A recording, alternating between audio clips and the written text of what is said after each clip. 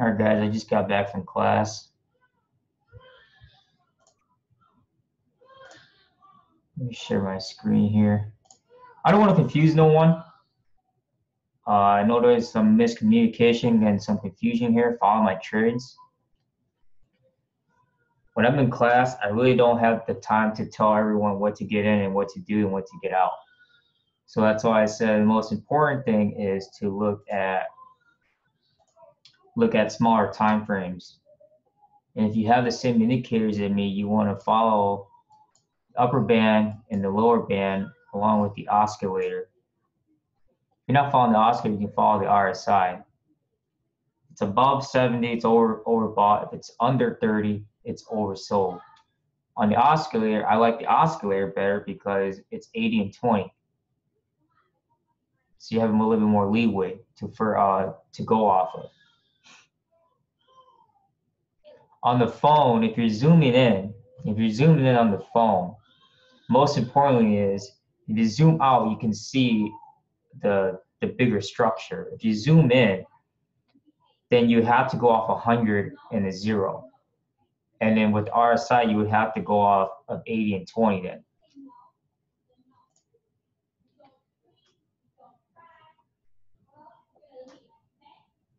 Most importantly, we're seeing mid-range prices. We haven't really seen too much of a trend to where we can follow it for a couple hours. You can see that USDJPY has been hitting up here, 112.8, 112. It came almost to 112.9, but now it's back at 112.6. This 112.6 range is pretty common right now. And then it'll probably end up coming back to 112.5 to 112.4. Lowest price was it? Almost 112.3. Oh, well, pretty much, yeah, 112.35.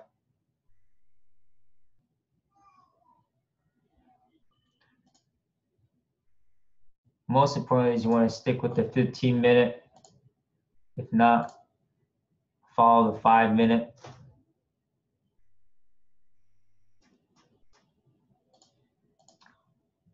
You can see on the 30-minute that these pin bars, 1, 2, 3, 5 pin bars, it's been breaking out up here.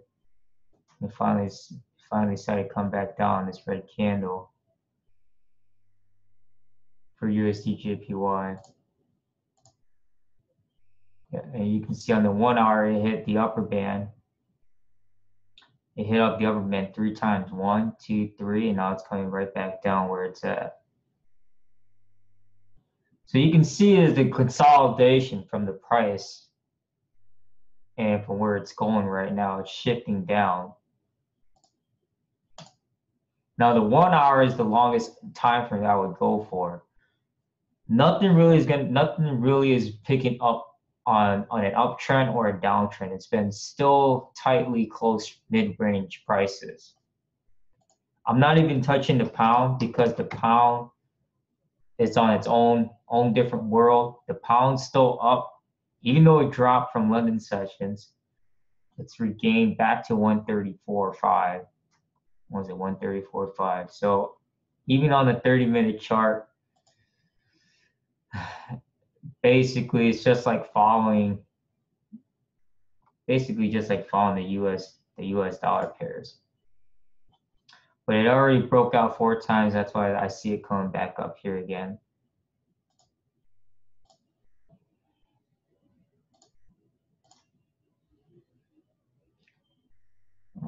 Let's see what else.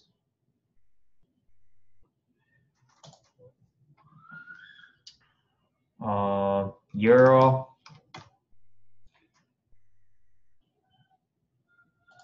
Euro is dropping back. Looks like it's dropping back some more. Okay, so it hit the bottom band here. All the way down to 118.0.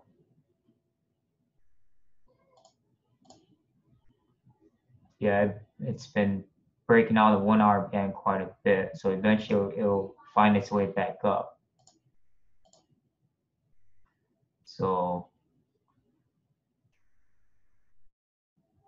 just be careful.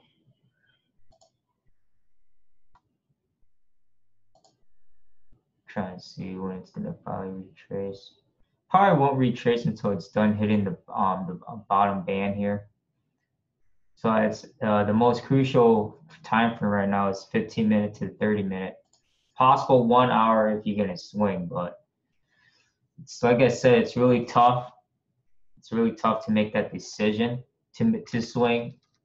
There's so much political issues between going on with US, UK. I'm not even touching the pound. I'm just showing you guys what might happen with the pound, because the pound will probably end up spiking right back up, and it'll probably spike right back down. This is a week where you have to engage in all sorts of has nothing to do with swing right now. Basically, you have to engage in every pattern for scalping, and you have to go into a smaller time frame, into 5-minute, 15-minute, follow within there. And I can't, like I said, I can't hop in and hop back on 4 and tell you guys when to get in and get out, because it's too much. It's too much on my end, and so I'm trying to accommodate as much as I can for you guys.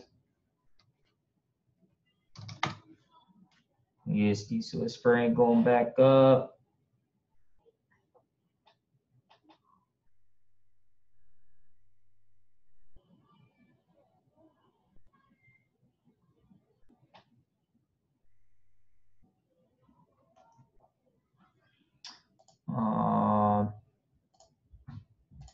More than likely, I'll end up following the daily, but it's a really tough battle because they're still consolidating mid-range. The reason why, like, I'll show you guys why I want to follow the daily with the US dollar. Well, not USD, JPY. Hang on.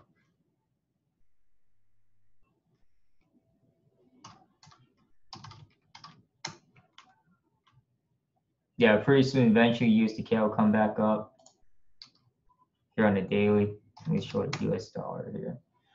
The US dollar hasn't really given up. The US dollar is still increasing its uptrend on the daily. Even it broke out here on the 4-hour band. So really tough. Like I said, it's really tough to make that decision to sell. But I mean, you can see how much momentum the dollar has been gaining. Let's see. I won't touch on Australia and New Zealand because there's really no point in touching them until later on for Tokyo. So most important, like I said, most important is to pay attention to the 15-minute chart, following the 30-minute chart. You can see there's a strong uptrend for the US dollar.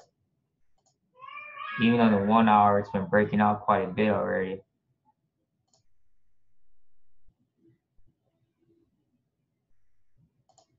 So follow the 15-minute to the 30-minute and a possible swing on the 1 hour. But you follow the 1 hour, then you have to make sure that your trades and positions are enough to cover the margins in case of a retracement going back.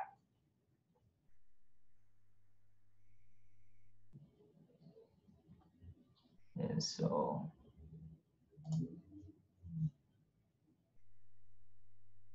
this is probably one of the toughest weeks to try and flip an account, because I'm not, like, back then, the reason why I could solely focus on flipping an account is because I don't have to look at anyone else's account, and I can totally just look at my account and just focus on myself. So the fastest way, like I said, the fastest way is you have to start looking in smaller time frames.